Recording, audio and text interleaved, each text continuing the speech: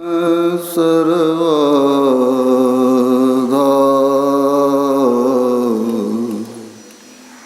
मंगलमय मंगलकरण विनवा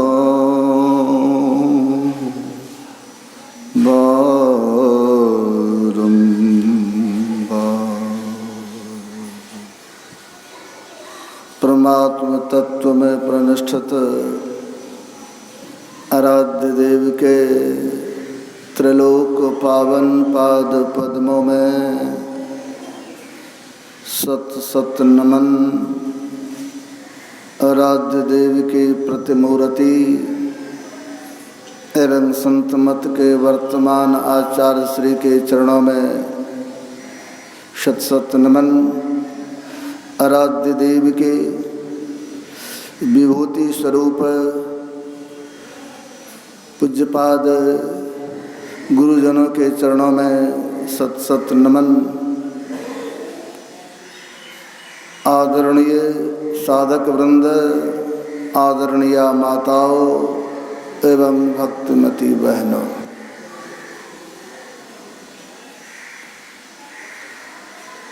जीवन का निर्वाण हम लोगों के संग के ऊपर निर्भर करता है। संसार में सुसंस्कारी बने, गुणवान बने, चरित्रवान बने,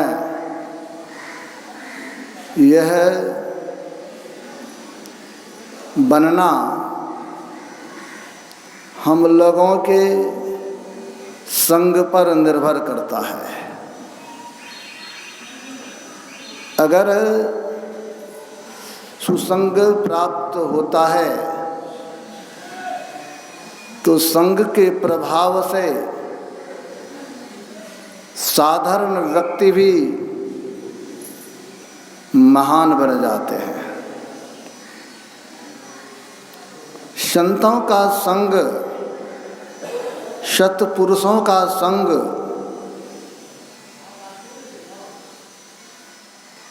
हम लोगों के लिए बड़ा उत्तम है। ऐसे सत्पुरुषों का संग मिलना समझिए प्रभु की कृपा है।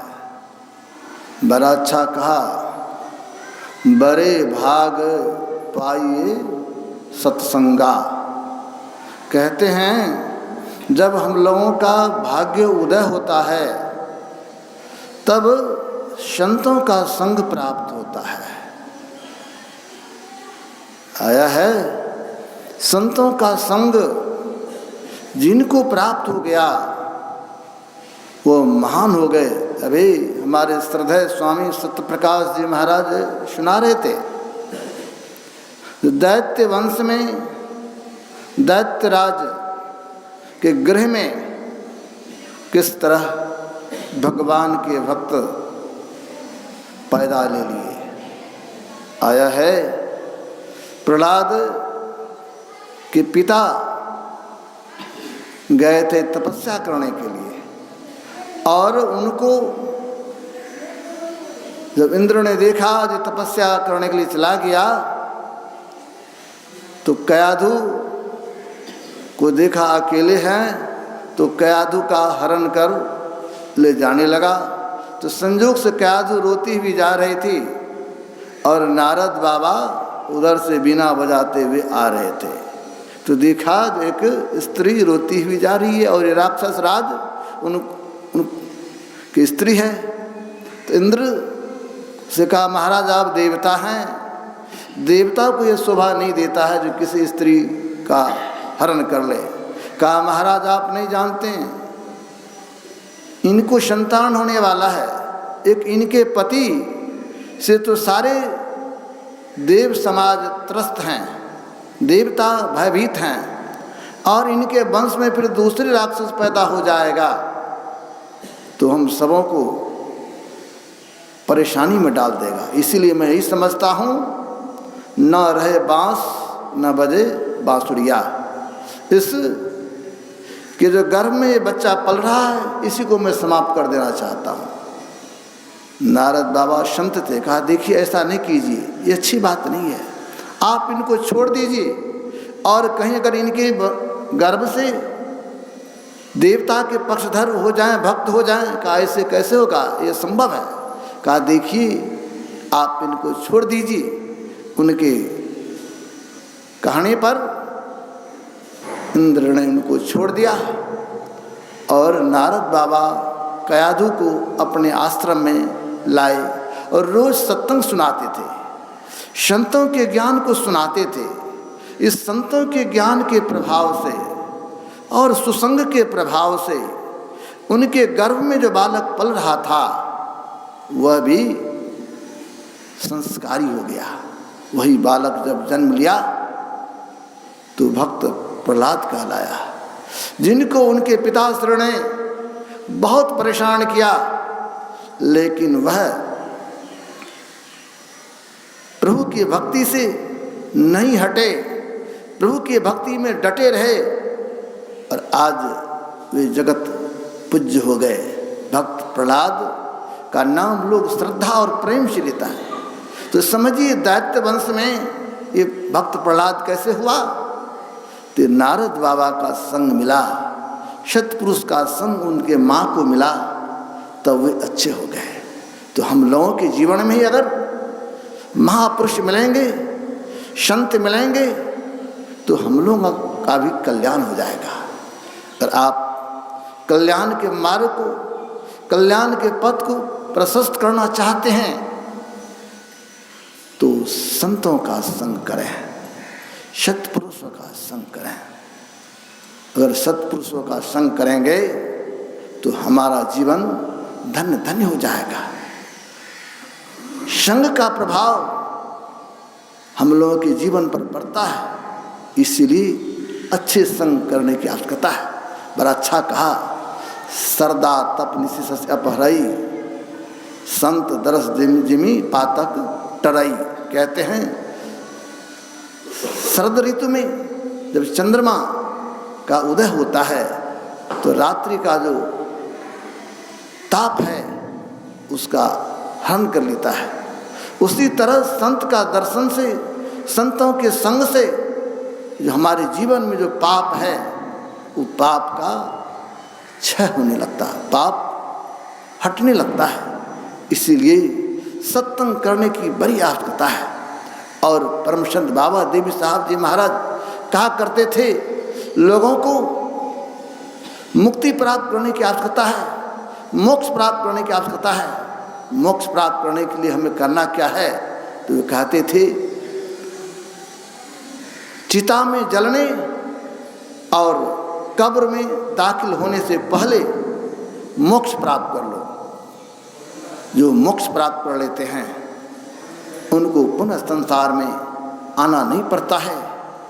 जब तक हम लोग जन्म मरण के चक्र में रहेंगे, जब तक हम लोग ये जो हमारे स्थूल सूक्ष्म कारण महाकारण कैवल्य, ये जो 5 शरीर है, इसके आवरण में रहेंगे, इसके घेरे में रहेंगे, तो मुक्त नहीं हो पाएंगे। इससे छूटने की जरूरत है, इससे ऊपर उठने की जरूरत है। और इससे ऊपर उठने के लिए इस सत्संग की आवश्यकता है। और सत्संग में भी ये जो अंतर का सत्संग है, यानी ध्यानाभ्यास, ये जो ध्यानाभ्यास करेंगे तब हम इस आवरण से अपने को ऊपर उठा सकते हैं। इसीलिए सत्संग करने की आवश्यकता है। जो अंतर का सत्संग को हमारे गुरुदेव कहने की कृपा की, ये जो हम लोग मानस जप, मानस ध्यान, दृष्टि योग और नादानुसंधान की प्रक्रिया करते हैं, ये अंतर का सत्संग है। और अंतर का सत्संग करेंगे, अंतर में चलेंगे, तो अंतर में चलने से हमारे अंतर के जो आवरण है, इस आवरण को हम टप सकते हैं। और इस आवरण से जब टप जाएंगे, ये जो जड़ है, जड़ का संग छूट जाएगा, तो ये चेतन का महत्व बढ़ जाएगा। जब जड़ का संग छूट जाएगा, उस परमात्मा से मिलकर एक में एक हो जाएंगे। तो देखिए, जो जड़ का संग किए हैं तो जड़वत बने हैं, लेकिन चेतन को जड़ का संग हुआ है। इस जड़ का संग को छुड़ाने की आवश्यकता है। इसके लिए अंतर मार्गी बढ़ने की जरूरत है, अंतर के मार्ग पर चलने की जरूरत है। जो कोई अंतर के मार्ग पर चला वे महान हो गए। इसीलिए हमारे गुरु महाराज कहा करते थे, जो सत्संग कीजिए, बाहर में भी सत्संग हो और अंतर में भी सत्संग हो। दोनों तरह का सत्संग करने की जरूरत है, और दोनों तरह का सत्संग करेंगे तो हमारा जीवन सुखमय हो जाएगा, हमारा जीवन आनंदमय हो जाएगा। हम लोग देखते हैं, पुष्प है तो पुष्प को कोई देवता के सिर पर चढ़ाता श्रद्धा से, लेकिन पुष्प का संग अगर कीड़ा कर लेता है तो पुष्प के संग के प्रभाव से वह भी देवता के सिर पर चढ़ जाते हैं। गंगा नदी है, नाले का जल अगर बहते बहते उसमें मिल जाता है, उनका संग हो जाता है, तो वह नाला का जल भी पवित्र हो जाता है। वो नाला का जल भी गंगावत हो करके देवता के सिर पर चढ़ता है। उसी तरह अगर हम लोग महापुरुषों का संग करेंगे, संतों का संग करेंगे, तो हम लोग भी उनके संग के प्रभाव से अच्छे हो जाएंगे। जग में हम लोगों का भी नाम होने लगेगा। इसीलिए हम लोगों को चाहिए जो महापुरुषों का संग करें, सत्पुरुषों का संग करें, तो हमारा कल्याण होगा। इन्हीं के साथ मैं अपने वाणी को विराम दे रहा हूँ और पूज्यजनों के चरणों में सत सत नमन अर्पित करता हूँ। श्री सद्गुरु महाराज।